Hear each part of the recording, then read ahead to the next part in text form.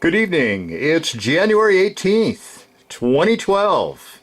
This is Art with Aquarian Solutions and, of course, Elnoth on YouTube, Food Forest Magic and Astrology. Here I am at my portal, and we're at the beginning, and I bring this up because in astrology, when Sun sign changes, Jupiter changes, Saturn changes, anything else does. When a planet stations, these are big things. These are markers and indicate where the energy will flow. Well, in this case, tomorrow, January 19th, Sun and Saturn, and Sun being your ego, leadership, representing all types of leaders and celebrities, will be square Saturn, and Saturn just breaks everything down. Structure will fall in terms of this, and resignations will occur. So the next big one to hit the dust, and I'm not talking about a Jerry Yang style, I'm talking about somebody in terms of dropping out of the campaign, is Mr. Newt Gingrich. And what we've got here is right from Drudge.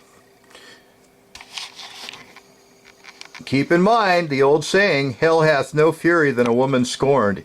And in this case, Newt will find out. The story will be there. Newt's ex-wife unloads on camera. Network debates ethics of airing before South Carolina primary. And the word ethics is so important because Jupiter, now direct in Taurus, will be squaring the Sun in Aquarius. It's now in an out-of-sign square to Saturn in the last degree of Libra. Essentially, Marianne Gingrich said she could end her husband's career with a single interview. Earlier this week, she sat before ABC News camera, according to the Drudge Report. So what we're really looking at is also Brett Bart is covering this, and of course the Republicans are eating their own, as they would say on MSNBC. I still think the whole left-right paradigm is a game to keep us all enslaved. And you can see an ABC executive tells Associated Press that the network has interviewed Newt Gingrich's second wife and is likely to air the segment on Thursday's Nightline. Well, that's perfect for tomorrow. So let's get into the astrology of all this. Here's the chart, and what we've got is on the outer wheel, Mr. Newt Gingrich, June 17th, 1943. Inner, we have Aquarian new moon, January 23rd, 2012. And that's going out a little ways, but I'm just illustrating, as you can see. The new moon is at 2 degrees, 41 minutes. Interesting Sabian, a deserter from the Navy. And what we have is on the 20th, when the Sun enters Aquarius. Let's look at that again real quick. There we go. Newt, Sun entering Aquarius, the bi-wheel here.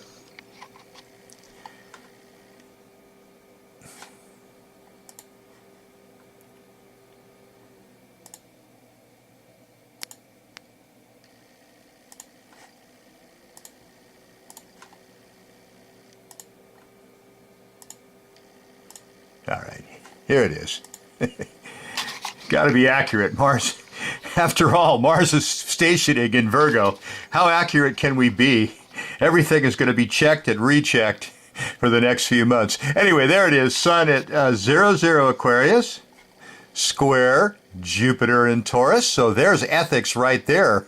Any leader will have to face this one. And in Newt's case, he's got Pluto, like a lot of baby boomers in Leo. It's in early degrees, 5 degrees, so he's got Sun and Jupiter square Pluto. Well, Pluto is definitely something that'll transform and destroy one's career, or at least change his life. But Mercury, let's take a real quick look. Mercury, Uranus, Saturn, and Sun, all in Gemini, dualistic Gemini.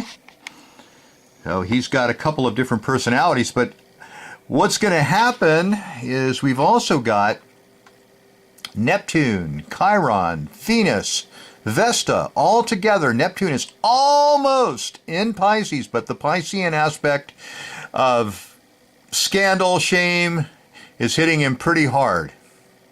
Now, we don't just need the Jupiter and Sun. Of course, Sun is always a trigger, just like the Moon. And in this case, the Moon too. Moon at 25 degrees in his natal chart is very close to the Moon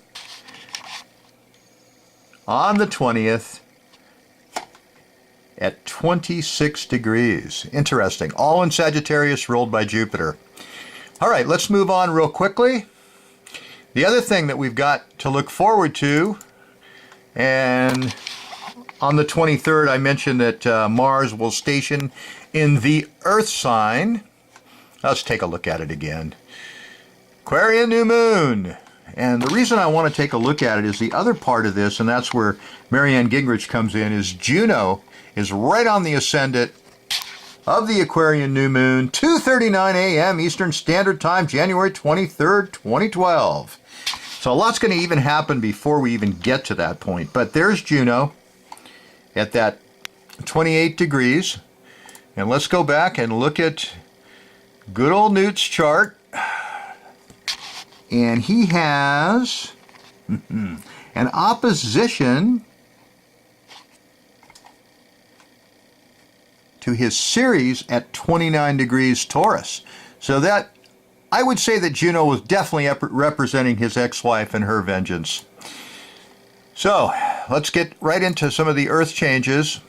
And the reason I say that is I've been looking very closely at what won't be exactly a perfected grand trine, but a close grand trine in March. That's March 14th.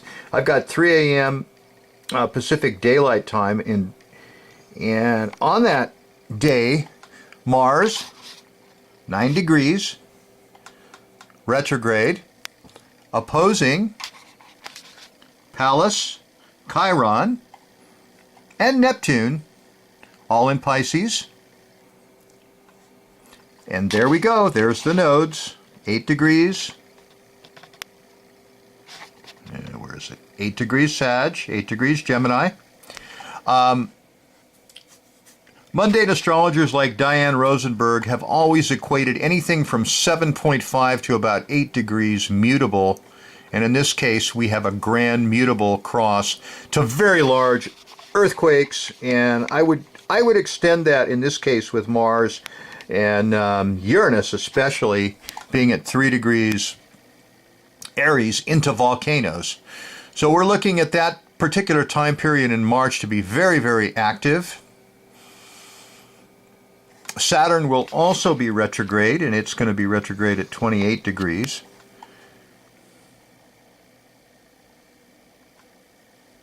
So we've got Mars, Saturn retrograde,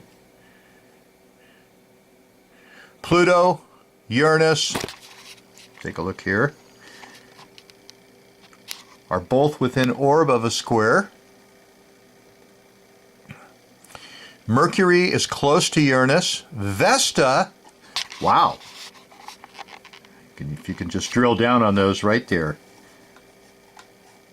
There we go, right there. You can see them. Uranus, Mercury, Vesta, all close together.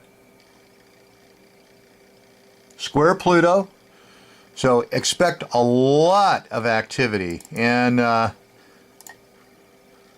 we can just get a look right here at the Pacific Rim as it is right now. It's got quakes all the way around from the bottom of Argentina. And those are we had some fairly recent quakes there. This is the South Shetland Islands. Go over there.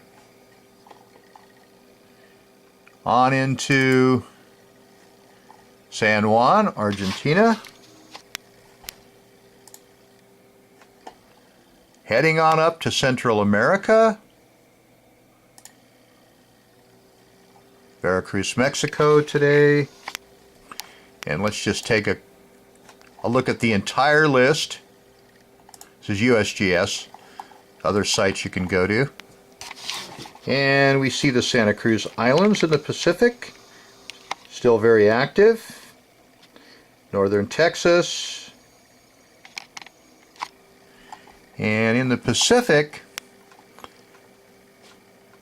least the west coast of California, we've got Baja, pretty active.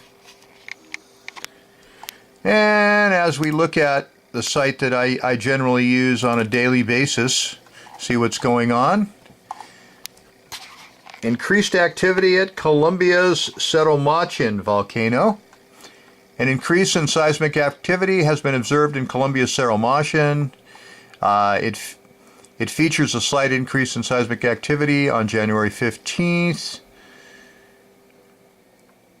The earthquake's greatest magnitude during the week was 0.73. So about 20,000 people live within that vicinity. Well, that actually is just one of a number of volcanoes that are very, very active. If we look back, and I've brought this up.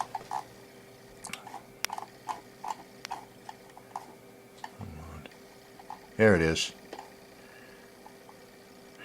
NASA has released 2 stunning images of the world's newest and as yet unnamed island located about 60 miles